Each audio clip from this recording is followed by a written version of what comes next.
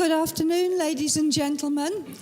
I think we're now ready to start this public presentation. So first, I'd like to introduce myself. My name is Corinne Spickett.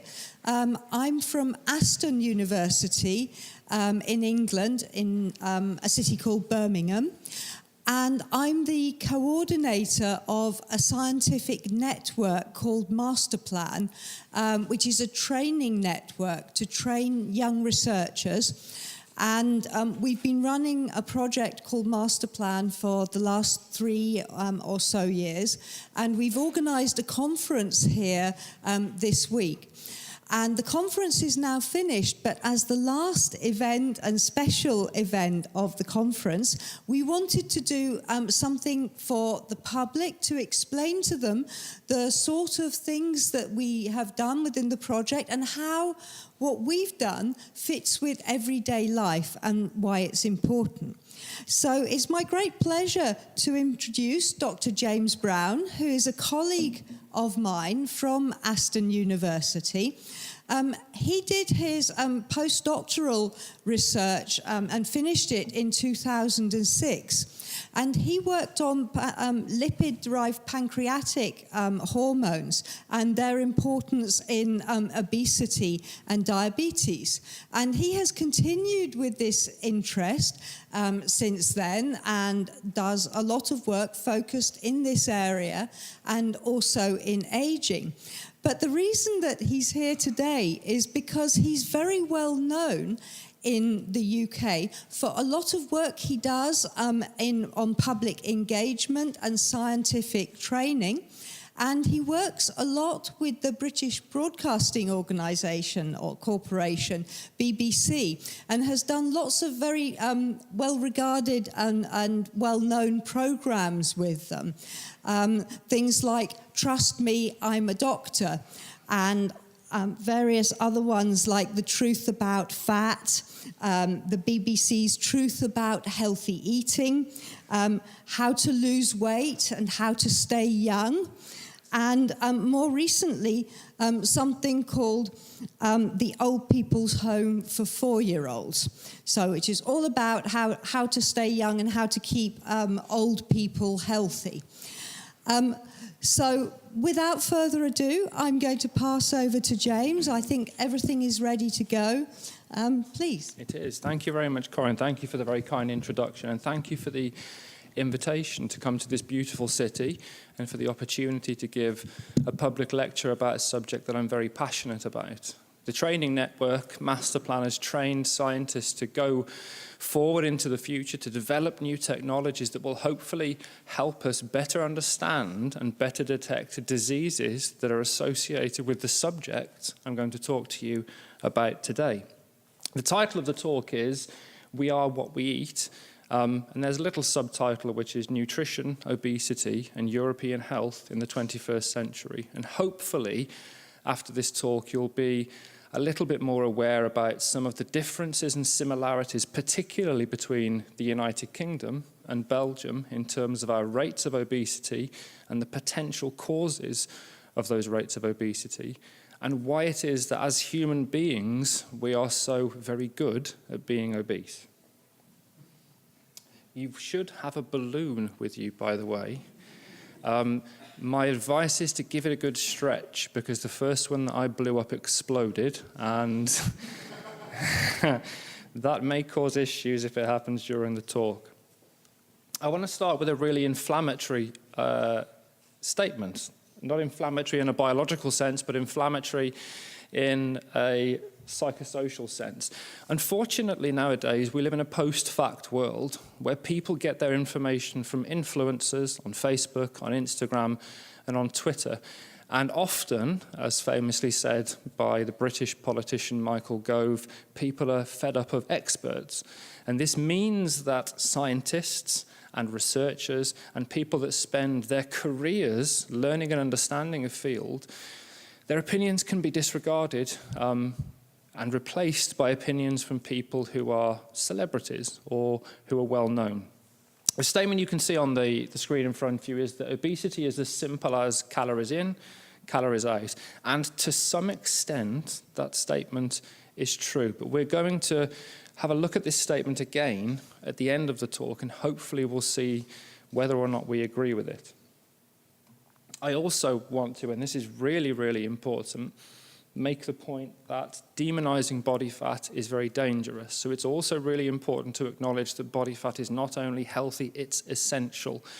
We need body fat to store energy, to get us through periods where we don't have food. We also need it to keep warm. You would all be shivering a lot right now if you didn't have any body fat. If you get the opportunity, Google the name Lizzie Velasquez. Lizzie is an American woman who has a genetic mutation, which means that she does not produce fat cells in her body. And Lizzie Velasquez has to eat about 9,000 calories a day just to maintain her body temperature at 37 degrees centigrade. So that gives you an indication of how important body fat is at insulating the body against heat loss. Body fat has lots of other really essential roles. It cushions your organs, so you're all sat down on relatively comfy chairs. They would be a lot less comfy if you didn't have body fat around the derriere of your body, cushioning your hips and your pelvis. But it also cushions the organs inside your body and has other roles in terms of appetite, in terms of mood, and in terms of fertility. So it's really important in an age where magazines airbrush models to make them look thinner and where there is social pressure, particularly on young females, for us not to demonize body fat, whilst at the same time accepting that obesity is a significant global health problem. For this talk, I want to focus on 4 really simple questions. And you'll notice one of them, unfortunately, is sexist, and that's because it's a question that exercise physiologists ask, and I'm not an exercise physiologist. So I'm asking this question, but acknowledging that exercise physiologists are awful people. So the 4 questions are, why are we so good at being fat? And by we, I don't mean us in this room, I mean human beings. Secondly, why is being fat bad for us, biologically speaking? Thirdly, what is it that we should be eating? And more importantly, what is it that we actually are eating, particularly as people from the United Kingdom or people from Belgium? And then you can spot the sexist question at the bottom. This is something that exercise physiologists often repeat at their conferences, and they say that exercise is king and nutrition is queen, as if there's some kind of hierarchy there that we're not aware of, as if to say that exercise is more important than nutrition. So we'll finish off by talking about the relative benefits of those 2 things in maintaining health. And we'll start with the first question. Why is it that as human beings, we are so good at being fat? As an Englishman, I am legally obliged by the law of England to show this picture. Does anybody know what this is? Don't shake your heads. This is the only time England were ever any good at football. This is the greatest football match that ever occurred, obviously, England for Germany 2 in 1966. If we were to have surveyed the population of the United Kingdom, not Scotland, they wouldn't have been celebrating because they hate the English, but if we were to have surveyed the United Kingdom in 1966 to look for the levels of obesity at that time, we would have seen that around 1 to 2% of the population were obese. And the average male would have weighed around 65 kilograms in 1966. So obesity was very rare just over 50 years ago. Now, if we fast forward to just about now, so last year, and we're almost getting back to being good at football. So we got to the semi-finals of the World Cup. You can look and you can see where we are in terms of obesity now in the United Kingdom. So around 27% of the population of the United Kingdom are obese. And if you add overweightness to that, it's around 66% of the population are overweight or obese. It means we can no longer use the term normal weight to describe healthy weight, because normal weight in the United Kingdom is overweight. The average male is now 83 kilograms in weight. So in the past 50 years, we've seen an explosion in obesity and an increase in the size of the average male. I'm not suggesting that bad football causes obesity. There may be a correlation there somewhere. But clearly something has happened in the last 50 years that's driven a massive increase in obesity rates in the United Kingdom. But we can be proud of one thing. proud's the wrong word.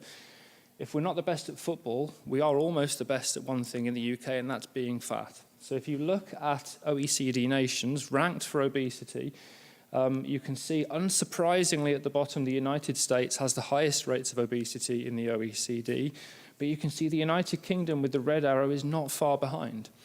So we have relatively high levels of obesity. But what I find fascinating, and this is something that I'm going to come back to during this talk, is that Belgium has significantly lower levels of obesity compared to the United Kingdom. And this is one thing that I want to try and dissect and to try and identify a cause for during this talk, because for me, there is no obvious cause for this. If you look at the demographics of the two countries, the biggest difference is in UK women. Apologies to any women from the UK here. But we have significant differences in the rates of overweightness and obesity in UK women compared to women from Belgium. This is largely what's driving the differences between the two populations. If you look at the demographics, obviously the UK has a higher population, but we have very similar median ages, very similar life expectancy.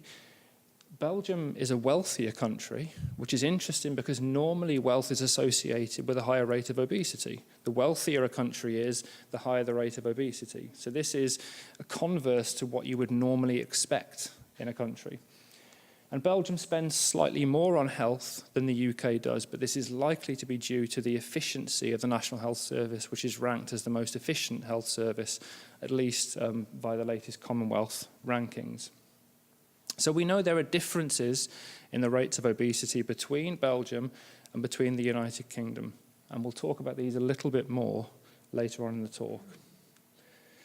If we go outside of those two countries and focus on human beings in general, why is it that as a species we are so good at being overweight or being obese? The answer lies partly in our genes. So we evolved as hunter-gatherers. Homo sapiens, through our evolution, would have been hunter-gatherers. That means we would have had to track animals as our main source of food. That could take days. Going back long enough before we learned how to salt and store food, we wouldn't be able to keep food, and therefore you would have to gorge on the flesh of that animal and then wait until you could track and hunt and kill another animal.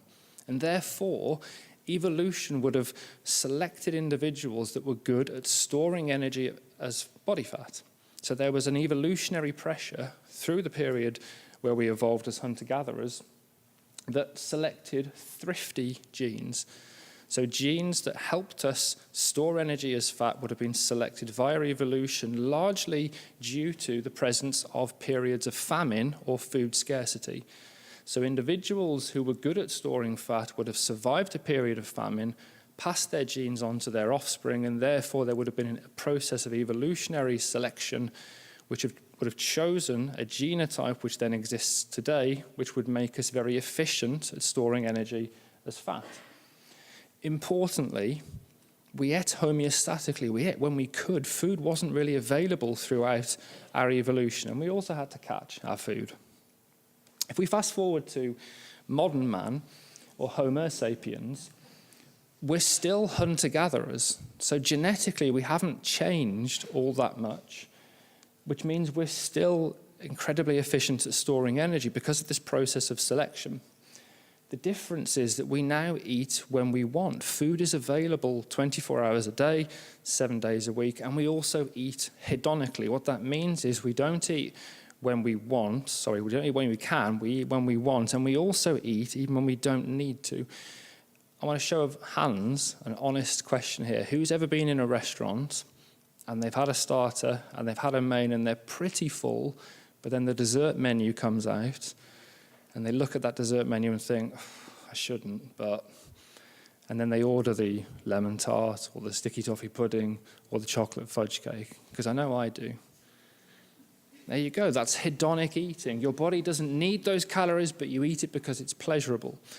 So if you overlay this genetic predisposition to be really good at storing energy as fat, underneath this food availability, you have an environment that drives obesity. And this was first postulated in the 1960s by James Neal, and it was called the Drifty genotype theory. And it beautifully describes why it is that we're so good at being fat. And the problem is it's wrong, it's not true. So the real reason we're fat has been tested now by geneticists, and it's actually called the Drifty genotype.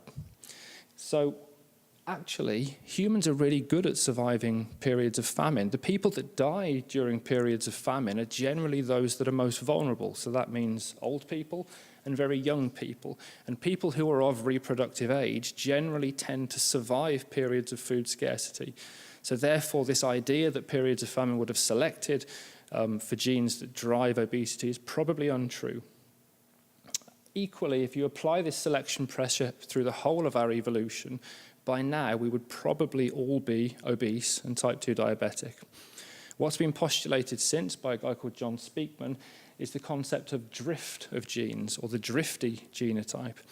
And this is a little bit like shuffling cards in a deck. If you start off with all your aces at the top of your deck of cards, and imagine that they are your obesity genes, and then shuffle those cards, they will soon be distributed between the deck of cards. And that's what's happened with obesity genes throughout our population, that through mating, we have spread obesity genes throughout the population over our period of evolution, particularly the last 100 to 200,000 years. And this has led to a distribution of obesity genes via random mutation and genetic drift that means that we do have genetic predisposition to being obese. What's really worrying, though, more worrying than the fact that we have high levels of obesity, particularly in the UK, is that we now have childhood obesity. Now, this is something that in Belgium you can be less worried about, but forewarned about. So Belgium has relatively low levels of childhood obesity. So the levels of childhood obesity in Belgium are amongst the lowest in Europe, whereas the levels of childhood obesity in the UK are amongst the highest. Only Ireland has higher levels of childhood obesity than the UK. In the UK, around 33% of children are overweight or obese, and of these, 20% are obese. So 1 in 5 children in the UK are obese, and it's around 7% of children in Belgium. That doesn't mean that it's not going to become a problem. There could be an element of lag in there. That could be that in the next few years we see an increase, but certainly at the minute it's less of a problem in Belgium. The reason this is scary is because if you look at the success rates for treating obesity, particularly if you exclude surgical treatment of obesity, clinicians and physicians are about between 4 and 6% successful in treating obesity.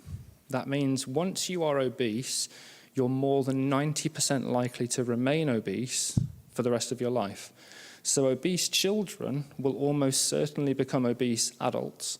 And that means the diseases that obesity is associated with will likely happen much earlier and potentially much more aggressively. And I'll talk about that later. Just as an add-on to this, interestingly, by the age of 15, the rates of childhood obesity between the UK and Belgium are very nearly equal. So you can see here the red arrow is the United Kingdom and the green arrow is Belgium. There's very little difference by the age of 15. So what this suggests is that children in the United Kingdom are obese at a much younger age than they are in Belgium. But by the age of 15, we see similar rates of obesity. So alongside our genetics and this availability of food, we are also, and scientists are partly to blame for this, very good at inventing things as human beings, let's be honest. And if you look at the things we've invented over the last 120 years, many of them have facilitated us sitting down on our backsides and not moving about. So if you think about the invention of the automobile and the bus and the motorbike, and the washing machine and the television and the home computer and the game system and the mobile phone and now the smart speaker, we've invented a whole raft of time-wasting and time-saving technology, which means that we don't have to move around as much as we used to. And this means that we're expending less energy than we used to do. So if you think back to that slightly inflammatory statement at the start of the talk that obesity is about calories in and calories out, we certainly are expending fewer calories than we were 100 years ago.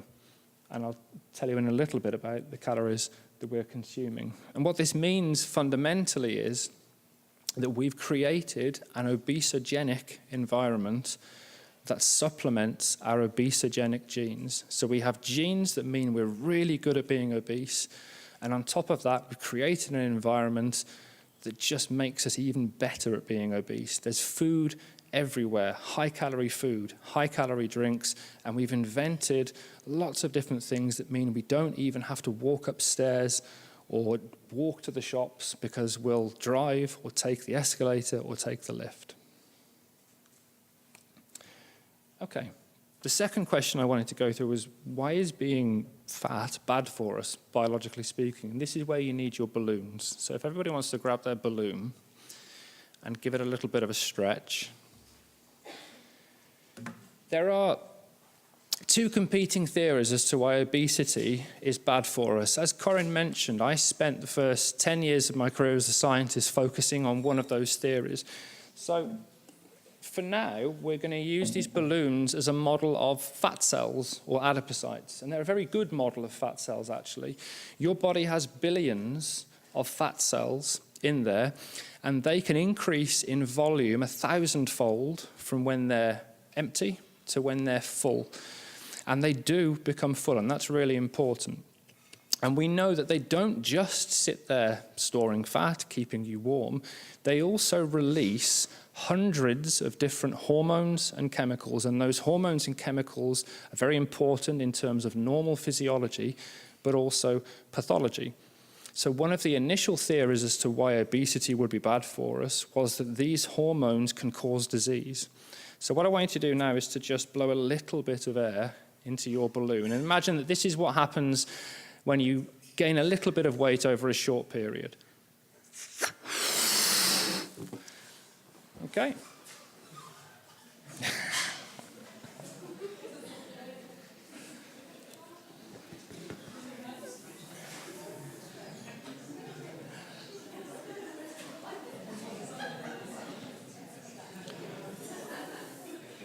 So what we have now in the room is a bunch of healthy adipocytes, a bunch of healthy fat cells. They're not too big, and therefore they can do their normal function. They're storing fat and they're secreting hormones at the right level.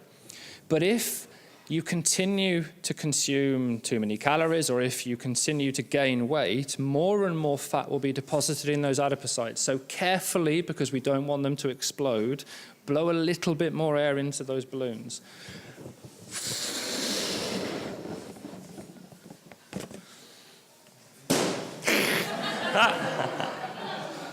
I knew there was going to be one. Exactly. And that's what happens in obesity. Okay, so what we've ended up with now is what we would describe as hypertrophic or enlarged fat cells or adipocytes. And what we know is that when fat cells in the body become enlarged, they stop functioning normally. And the hormones that they secrete change. They stop secreting beneficial or healthy hormones, and they start secreting more damaging, inflammatory hormones. And for a while, it was felt that this was the most likely link between obesity and the diseases that obesity are associated with.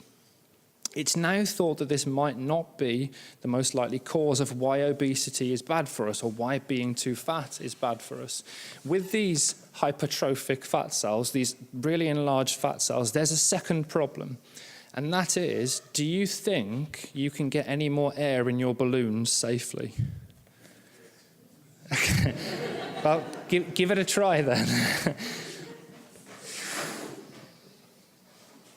That's about as far as I'm going to go before this blows up in my face.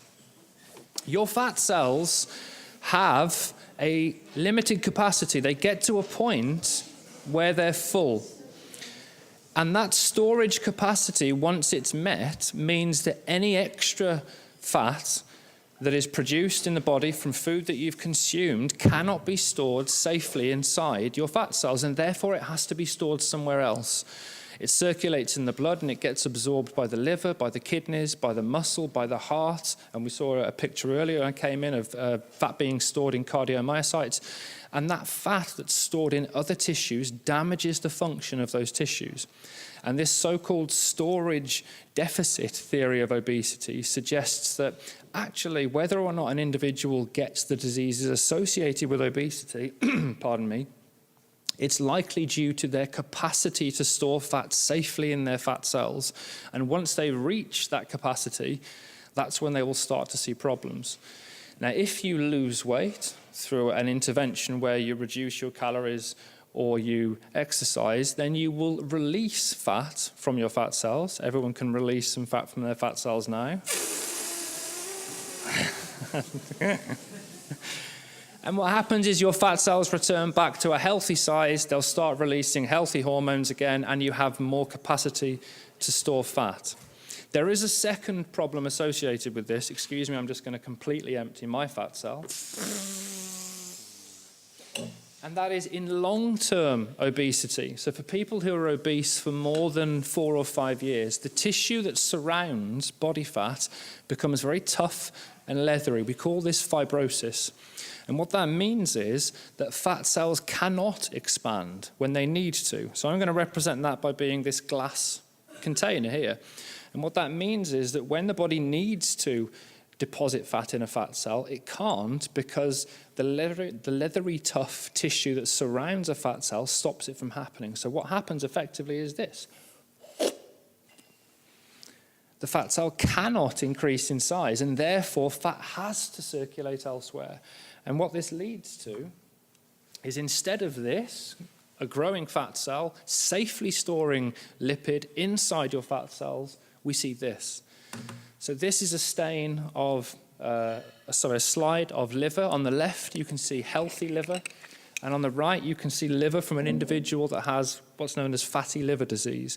Unfortunately, staining for oil is always very dull because it disappears. You strip it out when you stain for lipids, so you end up with lots of white bubbles where oil droplets would have been. But you can see the dramatic difference in tissue. And what happens when fat gets stored in the liver is it dramatically interferes with the normal function of the liver, and it drives particularly insulin resistance, which increases the risk of type 2 diabetes, heart disease, and a whole raft of other diseases.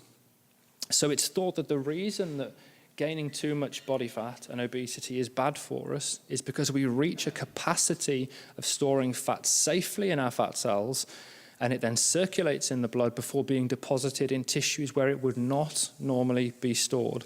So theoretically, there are some people who can store very large amounts of fat in their fat cells, and they would be classed as obese but otherwise metabolically healthy, the so-called fat but fit, which I hate that phrase, but that's what the media tend to use, population. But other individuals where they reach that storage capacity, once they hit it, the fat will be stored elsewhere. One of the reasons that this is particularly damaging, and this is work that we're doing in Aston at the minute, particularly in children, is that childhood obesity, and therefore reaching that storage capacity when you're very young, causes adult diseases in children. So instead of getting diagnosed with type 2 diabetes when you're 60, 70 or 80, we're seeing children in the UK diagnosed with type 2 diabetes when they're 16, 17 or 18. And we're seeing them having very aggressive comorbidities. So they're having problems with their eyes, with their kidneys, with their blood vessels in their 20s. And they're being treated with insulin after 2 or 3 years instead of after 10 or 11 years. So this is why childhood obesity is so important, because it actually leads to the accumulation of more aggressive adult diseases at a very young age. Okay, so, pardon me. So what do we, as Europeans and as people from the UK and Belgium, generally eat? Because this is clearly related to our levels of obesity. And what should we be eating? I'll start with the UK. So If we start at the bottom of the slide before we go to the top, unsurprisingly, Britain has the worst diet of 19 European countries tested in a recent poll. It varies where you actually are in Britain. So the diet in Scotland is significantly worse than the diet in England. And even in England, the diet is worse in the northeast than it is in the southeast, for example. But Britain or the United Kingdom has a particularly poor diet. Part of this is linked to poverty. So there are 4 million children in the UK that are thought to have a deprivation that prevents them from having a healthy diet.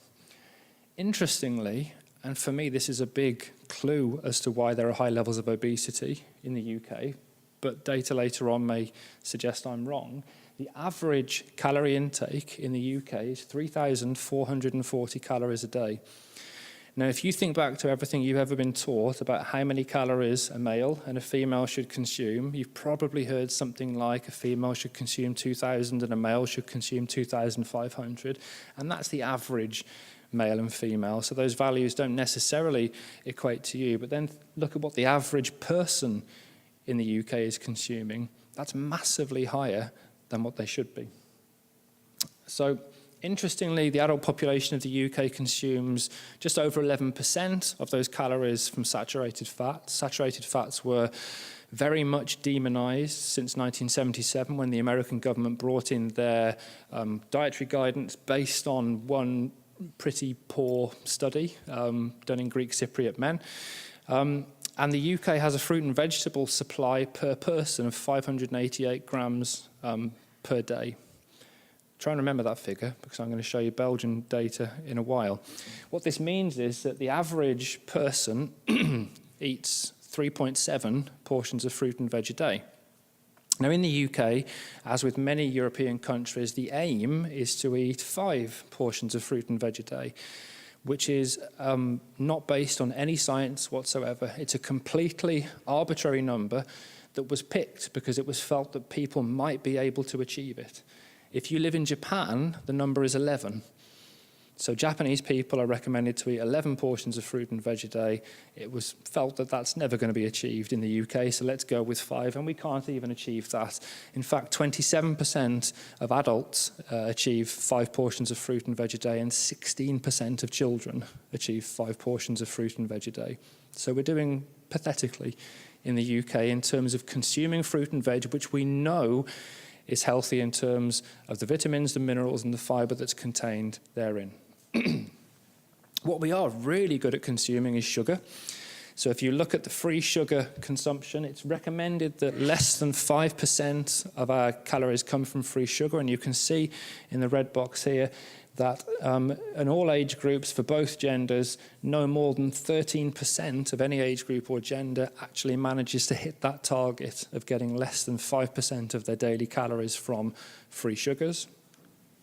And we're also incredibly bad at eating fibre in the UK.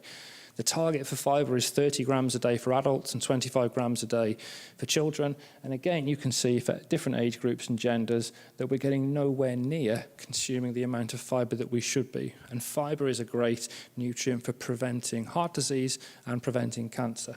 We know this. We've known this for a while. Anybody that lives in the UK and has probably seen the awful plasticine health promotion adverts that the government instigated about 10 or 12 years ago to try and promote people to consume fruit and vegetables, will see the effect that it's had on fruit and vegetable consumption, which is practically none. So even though the government has put some effort into trying to get people to eat fruit and veg, we've seen that the number of the percentage of people hitting that 5 portions of fruit and veg a day barely move since 2002. So even though we know this is a problem, it's not a problem in the UK that we're particularly good at solving. However, it's not something that the EU is generally good at doing either. So I was stunned when I read this. 1/3 of people in the EU do not eat a piece of fruit or vegetable on a daily basis. Now I'm going to tell you how many pieces I eat in a minute, but I'm going to do an honesty poll now. Does anybody here, are they brave enough to admit it, does anybody here not eat a piece of fruit or vegetable a day? Good, I'm glad. Half of the population of the EU eat between 1 and 4 portions a day, and I'm included in that group. I'll maybe get between 2 or 3 on a good day. So I'm in that group. So if anybody's brave enough to put their hand up, who thinks they get between 1 and 4 portions of fruit and veg a day? And that's most of us. And then you can see that only 14% of the population hit that target of 5 or more fruit and veg a day. So who's left? Who's the 5 or more fruit and veg? Andy at the back, well done. Who's the 5? So there's about 6, 7, maybe 6 or 7 people that are getting 5 or more pieces of fruit and veg a day. That gives you an indication of how few of us are actually managing to hit this arbitrary target, which isn't backed in science, which it's now, discussions are underway that it should be increased to 8 portions of fruit and veg a day because that would have potentially more health benefits. But we're not hitting this target. Our diet is particularly poor across particularly Northern Europe. Now, earlier I showed you some stats on diet in the UK, and we already know that the UK is considerably more obese and overweight than Belgium. What happens when we look at nutritional status in Belgium? So in the UK, the average calorie consumption was 3,440 calories per day. In Belgium, it's 3,690. So people in Belgium generally eat more food. In the UK, the average proportion of calorie consumption coming from saturated fat was 11.4%. It's 14.3% in Belgium. So Belgian people eat more food and consume more of that food as saturated fat. In terms of fruit and veg, it's practically the same. It was 588 grams in the UK. It's 598 grams in Belgium. So we're doing equally bad when it comes to eating fruit and veg. Belgians drink more alcohol, consume more alcohol. I think it depends on which part of the UK you visit as to whether you agree with that statement. Also, the strength of the beer here is insane, so that's probably something to do with that, but that may be a factor. So I've been thinking about this as I was writing this talk. So why is Belgium less obese than the UK? Now, we know that the Belgian government has instigated some levies on unhealthy foods. So there is some level of governmental control. We know there are better public transport links in Belgium, and there is a higher use of cycling. So there are some factors which can influence obesity. But if you look at this, you would think that it was the other way around and that actually Belgium would have higher rates of obesity. The only thing that I can really think about or think could be a good cause is physical activity, or the converse of that, physical inactivity. In Belgium, just under 50% of the population, of the adult population, are classed as insufficiently active. So that's not meeting the World Health Organization's recommended 150 minutes per week of moderate activity plus strength training on 3 days. And in the UK, you can see that's significantly higher. So 2/3 of the population in the UK are insufficiently active. You have to take this with a massive shovel of salt, however, because this is self-reported physical activity. And it's well established that if you ask somebody how physically active they are, or ask them to keep a food diary, most of them will probably lie. So if you actually objectively measure physical activity using an accelerometer, you'll find that those values will be significantly higher. But we can assume they'll be significantly higher in both countries. So what we can take from this is that at least it seems clear that the Belgian population are more physically active than the UK population, and therefore that could be a reason for why we see significantly lower levels of overweightness and obesity in Belgium as compared to the UK. And that brings me to the final question I wanted to cover in part of this talk. The awful sexist, is exercise king and nutrition queen? So which is more important when we consider obesity and health? Which is better pound for pound? Is it what's on our plate, or is it how hard we work? And I'll start off by talking about diet. The first and most important thing I want to say is diet should not be a verb. We should not go on a diet, and there's very good scientific reasons for this. Has anybody ever seen the American television program The Biggest Loser? Okay, so The Biggest Loser tracks morbidly obese individuals on television who are given a personal trainer and a dietitian, and whoever loses the most weight wins the prize, gets a lot of money, etc., becomes famous. It's a typical American program. Some scientists in America had a really good idea, which was, well, let's follow these people up after they've been on the program and see what happens. So they recruited a number of people who were on this program, The Biggest Loser, and they followed them up for 7 years after the program was aired. What they found was, and I have to prevaricate slightly and tell you that what I'm going to tell you now is massively depressing, and I apologize for this in advance, is that every single person that went on the program regained every single kilogram that they lost on the program. And therefore, the people that lost the most weight regained the most weight. Over that 7 years, everybody regained all the weight they lost. But the biological reason for that was fascinating. As they lost weight, these individuals, their metabolism slowed down. And this is pretty much well understood. Our body has a good feel for how many calories are available. And in a period of food scarcity, when food is not available, our thyroid gland slows down the release of thyroid hormones and lowers our metabolic rate. So we're not expending as much energy. It's a way of protecting the body from starvation. What the scientists in this study found was that as individuals in the program lost weight, their metabolism slowed down. And then as they regained weight, their metabolism stayed at the low level that it was when they lost all their weight, meaning that it was very difficult for them to then lose weight again. In one of the individuals, the individual who lost the most weight, there was a 500 calorie a day difference between what their metabolic rate should have been and what it was recorded as. 500 calories a day, meaning for them to lose weight, they would have to go 500 calories below what they thought they would have to go in terms of calorie restriction. So this means that dieting does not work. And we know this, but there's a biological reason for that. A better word is intervention. If you want to lose weight or maintain a long-term healthy weight, what type of intervention can you go on? Which is best? There are lots of different interventions which people tend to use if they want to reduce their overweightness or their risk of obesity. Some focus on individual nutrients. So there are low-fat diets, there are low-carb diets. If you want to get into a fight on Twitter, by the way, just say that low-carb diets don't work, and you'll instantly have 500 people attacking you and saying that you're in the pay of big sugar, whatever big sugar is. There are diets which focus on periodization of food, so fasting diets, and there are diets which focus on calorie intake, so either very low calorie diets or just general calorie restriction.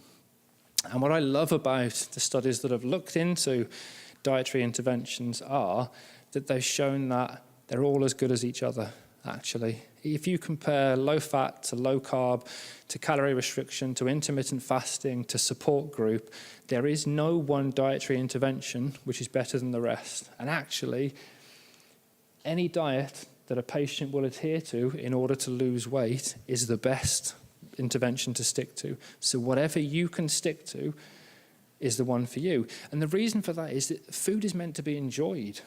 Food is meant to be part of a lifestyle that you can maintain for a long period. It's not meant to be something that you see as a challenge. It's not meant to be a short period that you hate, where you think, oh, I've got to eat that awful meal that's only got 400 calories in, but don't worry, in 3 months' time I can go back to eating pizza. And therefore, dietary interventions should be based around long-term change and not short-term gain. As part of that process, one of the things we need to do as a society is to stop trying to focus on single factors.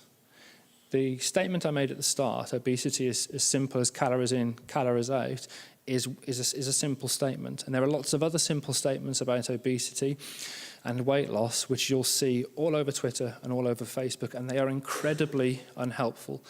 So since the 1977 guidance on consumption of fat, the low-fat diet became de rigueur. It became the diet that everybody went on, and obesity rates exploded.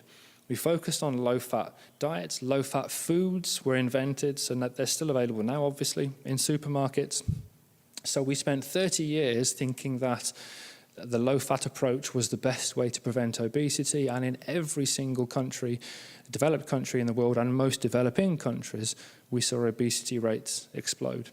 We're now in the age where sugar is bad and carbs are bad, and we're just making the same mistakes again. We're focusing on a single nutrient, saying this is the cause of everything. If we cut this out, we'll stop all of obesity, and it's not going to work. Obesity is far more complicated than the overconsumption of one nutrient. Just as a piece of homework, by the way, if you're interested, depending on whether you have posher supermarkets here in Belgium than in the UK, go and try and find some Greek yogurt on your way home, because certainly in the UK it's difficult. You'll find Greek-style yogurt and not Greek yogurt, and it's packed full of sugar, and it's often these ultra-processed foods that have lots of hidden sugars that are more of a problem than sugar per se. So for example, here you have a smoothie.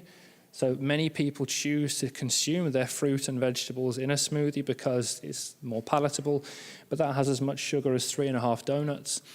A Ribena drink, a blackcurrant drink, has as much sugar as 11 cookies, 11 small cookies. So we know that drinks which contain lots of calories are a problem. And for those that like coffee, that's equally a problem for you as well. So I work with the nutritionist for the England rugby team, and one of the tips that he gives to the England players is never drink your calories. So he only allows them to drink water or green tea. And you can see here at the bottom the calorie content of some of the seasonal coffee drinks you can see at Starbucks. Now in academia, we all live on coffee. It's pretty much the only thing that keeps us going on a day-to-day basis. And if you're having one of these a day, then that's a significant proportion of your calories, but you're drinking it, not eating it. If you're having 2, that's a massive chunk of your calories. So you can see how overconsumption occurs when you're not thinking about where calories come from. Portion size is also a massive problem for us. As we've already said earlier, what the calorie consumption on average is in the UK, the biggest problem is not that is the calorie consumption. The biggest problem is that the average Briton doesn't know that's how many calories they're consuming. If you ask somebody in the UK how many calories they eat, they'll say, well, I eat about 2,500, when actually they're eating about 3,500, because there's such poor food education and such poor control of portion size that this is what's leading to the problems of overweightness and obesity. And while we're on portion size, this is a graphic which shows you the increase in portion size in fast food restaurants from the 1950s, when McDonald's first opened, to nowadays. So this was the maximum size hamburger, the maximum size portion of fries, and the maximum size drink you could get in a fast food restaurant in the 1950s. And these are the maximum sizes you can get now. So you can see how portion sizes have increased in the last 50 years. It's now so easy to overeat. And if you, again, consider that alongside our genes, you can see how this obesogenic environment is making it easy for us to be fat. We'll finish off by talking about exercise. So, obviously exercise is important, or most people consider it's important when it comes to maintaining a healthy body weight, or nobody would join the gym in January when they make their New Year's resolutions. But most people don't realize that actually joining the gym alone is probably the least powerful thing you can do to lose weight. We know that there's strong evidence that exercise alone, whether it's endurance training or resistance training, has very little effect on changing your body mass. And you have to combine exercise with diet, with a reduction in calories, in order to see an improvement in body mass. So we know that diet and exercise is more powerful than diet alone, which is more powerful than exercise alone. So in terms of controlling body weight, exercise isn't actually that effective. And you can see that, again, a similar trend in terms of controlling body fat. It is, however, exercise very good at changing body composition. So we can see changes in body composition because we gain muscle mass, and that is beneficial. And we'll talk a little bit more about that in a couple of slides. Just at the bottom, one of the things I wanted to finish off talking about is is what actually is exercise, because most of us think of exercise as being going to the gym, running on a treadmill, doing boring, repetitive exercise. And it's important to consider that exercise doesn't have to be that. Exercise can be short bouts of exercise that can have a significant impact on things like body fat and cardiovascular health. An example would be high-intensity interval training, which can take as little as 4 minutes, maybe 10 minutes. And if you do that 3 or 4 times a week, you can see significant improvements in body fat. But exercise isn't just about body fat. We know that physical activity reduces the risk of the following conditions by at least 20%. And the evidence for this is all either strong or moderate. So this means that these have either come from really well-designed randomized controlled trials or from systematic reviews. So we see reductions in premature death, in coronary heart disease and stroke, type 2 diabetes risk, various cancer risks, hip fracture risk, depression, high blood pressure, Alzheimer's disease, frailty in older adults, falls, and osteoarthritis. Really significant reductions in risk from exercise. So to answer that slightly sexist question that exercise physiologists ask, in terms of weight loss, personally, a combination of both exercise and calorie restriction are equally powerful, but exercise is more powerful in terms of reducing your risks of a whole raft of other conditions and improving your general health. Again, just to finish off on exercise, what is exercise? It doesn't have to be in the gym. I'll let you read the slide on there. It always makes me titter.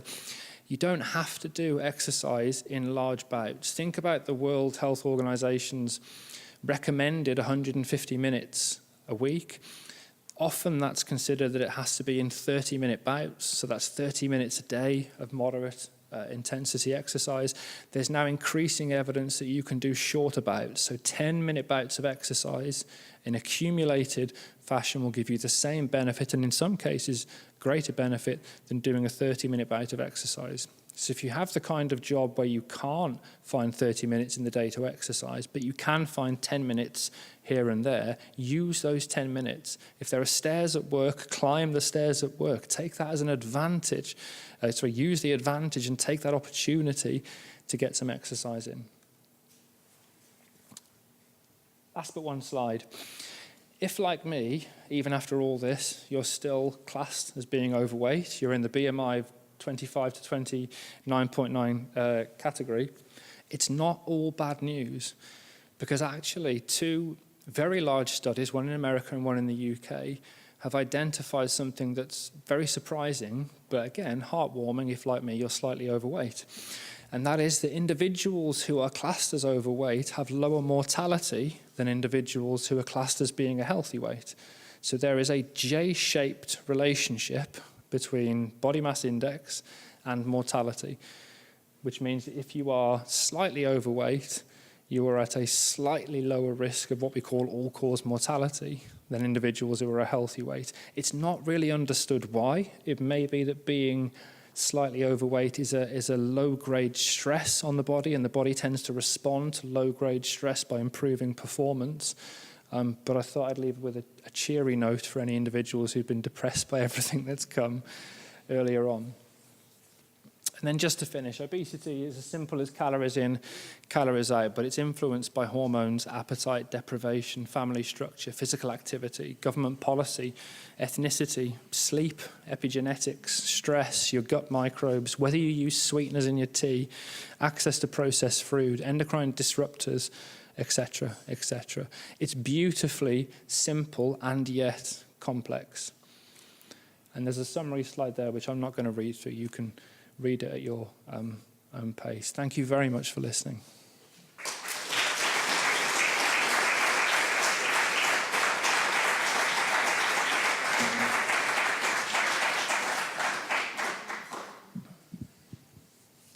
Thank you very much, James. That absolutely fascinating talk. Are you prepared to answer some questions yeah, I'd love from to, the please. audience?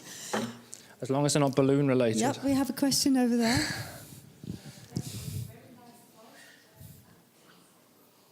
Thank you. It was a very nice talk, very entertaining as well. I was wondering, on one of your last slides, you mentioned some influences. Yeah. For instance, the gut microbiome, of course. But you didn't mention the moment of the day for the calorie uptake. Can you comment on that? The what, sorry? The moment of the day. So there would be something like chrononutrition. What time of day? You know, do you have a big breakfast and a small dinner? Is Absolutely, yes. So we know that we know that circadian rhythm and body clocks are definitely related with BMI. So individuals that eat their largest meal later in the day have a higher BMI. We know that individuals that work shifts and therefore eat during the evening and during the night have higher rates of overweightness and obesity. And we know actually that there are areas in the brain that are stimulated by cells at the back of the eye when there is light around, which can regulate how nutrients in the body are actually dealt with. So we have evolved to eat during the day and not during the evening. So you're absolutely right. The time that we eat during the day has a significant impact on our risk of overweightness or obesity. So it's recommended that the main meal that you eat should be earlier in the day. Another question at the back. Will? Hiya.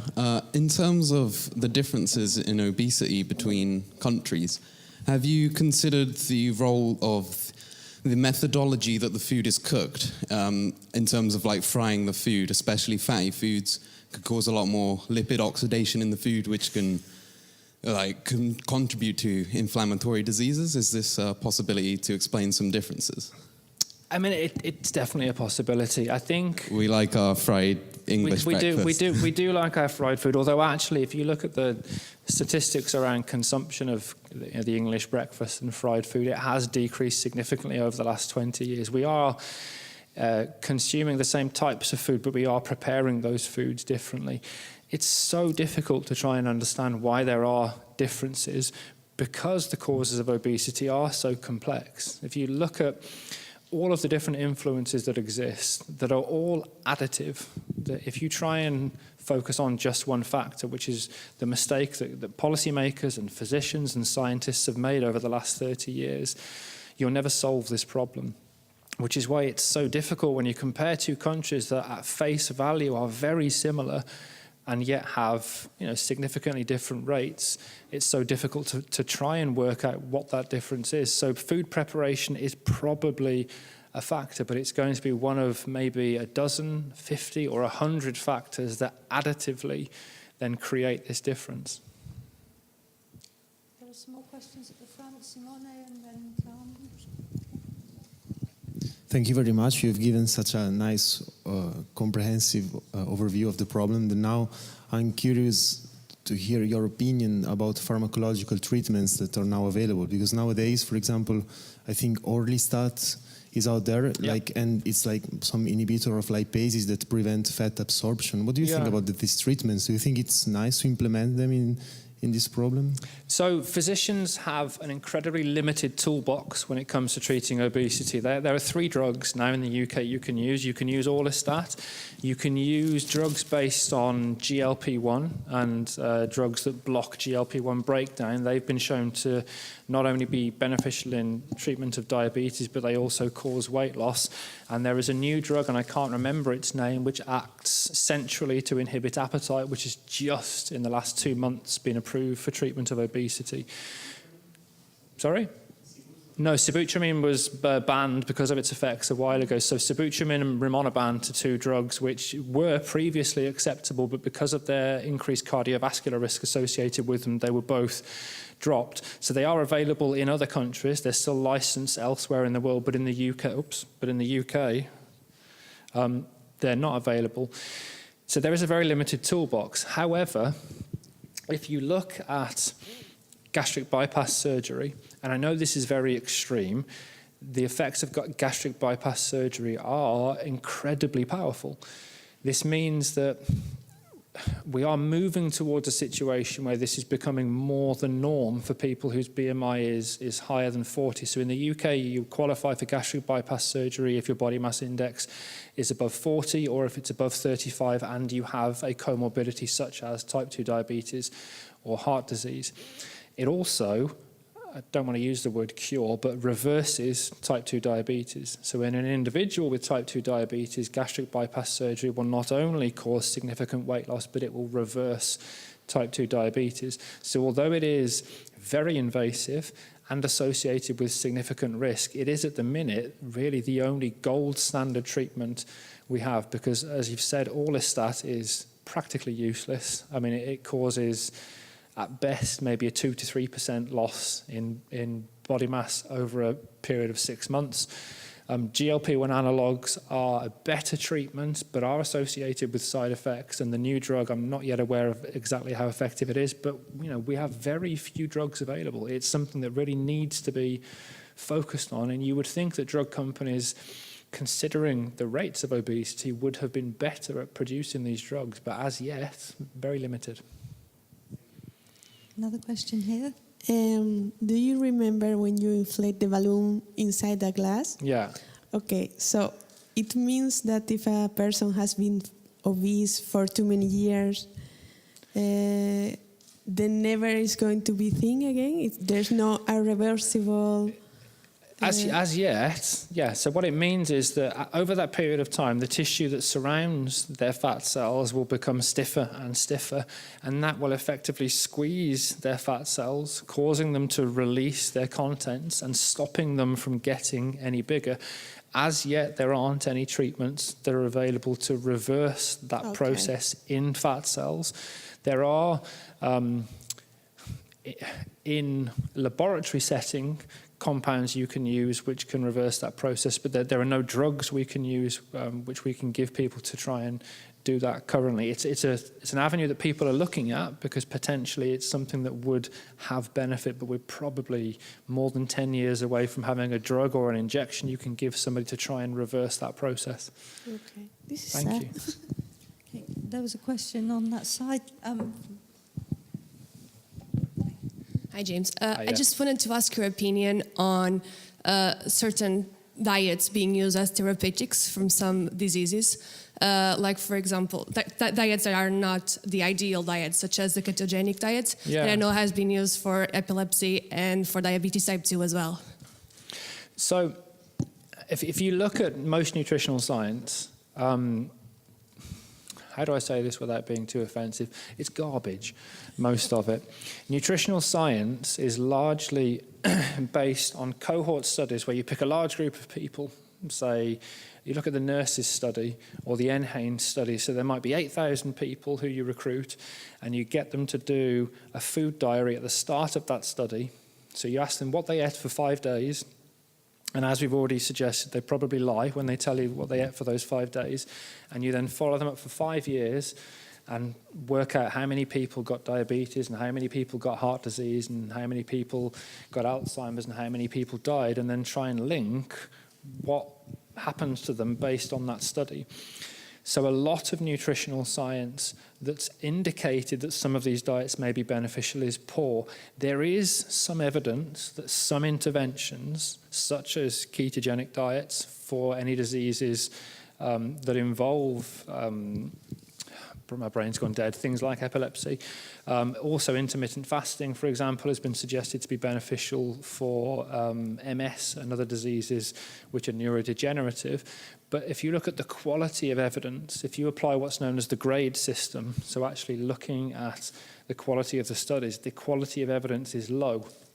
What that means is we need better studies. We need randomized controlled trials, large randomized controlled trials, so you can say with confidence whether these nutritional interventions work. And the reason for that is, and it's really important, it goes back to the whole Facebook, Twitter, Instagram thing. You'll see it shared on there that I cured my disease X by going ketogenic. Or you'll see a celebrity like Joe Rogan saying that the keto diet, you can't get cancer if you're on the keto diet. Or some woman or man will say, I stopped taking my chemotherapy and instead I just had carrot juice and it cured me. And the problem is people believe these stories and they turn away from traditional medicine and they turn to these alternative nutritional interventions because they believe they're true. So there is some evidence, you're right, that some of these slightly odder nutritional interventions can have benefit in some disease states, but the quality of that evidence is still quite low. Any more questions?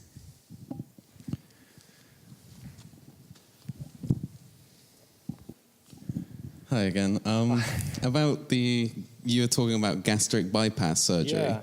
From what I'm aware, when you get a gastric bypass surgery, a strict diet is enforced on the person. So is there, how do you distinguish that it's the actual surgery that's making the difference and not the diet that they have to consume? The strict diet is in two ways. So partly it's volume-based, because it depends on the form of gastric bypass. So in a Roux-en-Y, I don't want to get too technical, in a gastric bypass surgery where they actually relocate a small intestine to a pouch on the stomach, that's partially about the volume of food that you could eat. But what you often see in people that do have that is they just graze continuously throughout the day. So they could still consume more calories than they need to. And equally, there are certain foods which individuals that have had gastric bypass should avoid, but there's evidence that they often don't. So if you look across the piece of individuals that have gastric bypass, what you see is that the success rates are kind of on average between 20 and 30% loss in body mass. So it is incredibly successful. What is interesting is that you see increases in gambling, drug use, and risk-taking behaviour in individuals that have gastric bypass. And it's thought that this is due to loss of the internal pleasure signals associated with food, which leads to seeking out other behaviours to replace those. And that's something that's not really yet been dealt with. But people will, it's been reported, will take chocolate bars and other foods and blend them up in a food blender, if they really want to, and, pour them down their mouth just to get the food that they want into the smaller pouch of a stomach that they've got, if they want to. Can I ask something? You can. And I'm confessing fair ignorance here. When you were talking about portion sizes for fruit and vegetables, I realised I'm not sure I know what a portion is, and I always have in my mind an apple or a banana, but that doesn't, it's hard to translate that to salad or peas, and the other thing is, should it be cooked? Does it matter if it's cooked or uncooked, so long as it's not processed? It massively varies. So, for example, 8 grapes is classed as a portion, 1 apple is classed as a portion, a banana is classed as a portion. So it varies depending on the fruit or the vegetable. Cooking it normally won't change that, but drying it does, because the weight will change. So often we generally tend to use a handful as being a portion. So if you think about the size of the palm of your hand, that's normally a good marker for being a portion. So if you've got a handful of fruit or vegetables, that's generally a portion. And again, whether it's cooked isn't an issue. Equally, consuming frozen and then heated vegetables is just as good as having fresh. So one of the things that people tend to worry about is whether or not frozen is as good as fresh, and it absolutely is. So for families that are in more deprived areas and have less access to fresh fruit and vegetables, then getting frozen is just as good. But there's a lot of lack of understanding about what a portion size is for fruit and vegetables. You're absolutely right to point that out. Good, thank you. Another question here. Is it not the glycemic index that's important? When two people eat the same amount of calories, but one of them eats good food, just as fruit and vegetables, and that's the reason why there's a difference in between them? It is entirely possible. Obviously, across a population, it's likely that those things will even themselves out. But yeah, you're right.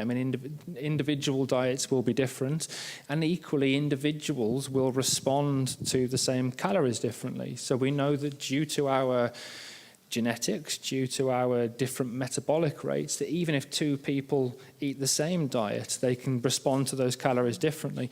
What obesity researchers are finally cotton on to is that it's less interesting to look at obese people, and it's more interesting to look at thin people, those really annoying people that can eat whatever they want and never gain a kilo in weight. There's something in their genetics which is stopping them from gaining weight. So now what we're seeing, at least in the UK, in the leading centres of obesity, is they're starting to look at the genetics of people who are always thin to see if there is something they can adopt, something they can adapt, and introduce that into people who are obese. But yeah, you're right. The difference, calories is just one measure, and quality of food is probably more important. Can I follow that up with another thought, which is that, one of the things that may influence a lot what benefit we get out of food is what's called the microbiome, which is all the microorganisms that are in your gut, because they do help process food. And so I'm wondering, is it known if that is different in obese people versus thin people? Yeah, no, it is. So what we know is, I'm going to try and say this in acceptable terms. So mice are a good example of this. So mice will eat anything, including the poo of other mice. And if you keep obese mice in the same cage as lean mice, they will generally eat each other's excrement. And what we know is that if you feed lean mice the excrement of obese mice, they gain weight. And it's not due to the calorie content, it's because they tend to adopt the microbiome of the obese mice, and the reverse happens. So if you transplant via eating the fecal matter of a lean mice into an obese mouse, they generally tend to lose weight. So there is definitely a role for the bacteria we keep in our colon in terms of our weight. It processes the food that we eat. It has an impact in terms of everything from what we do with those nutrients, where those nutrients get stored, our blood glucose levels. It's massively important. Any more questions?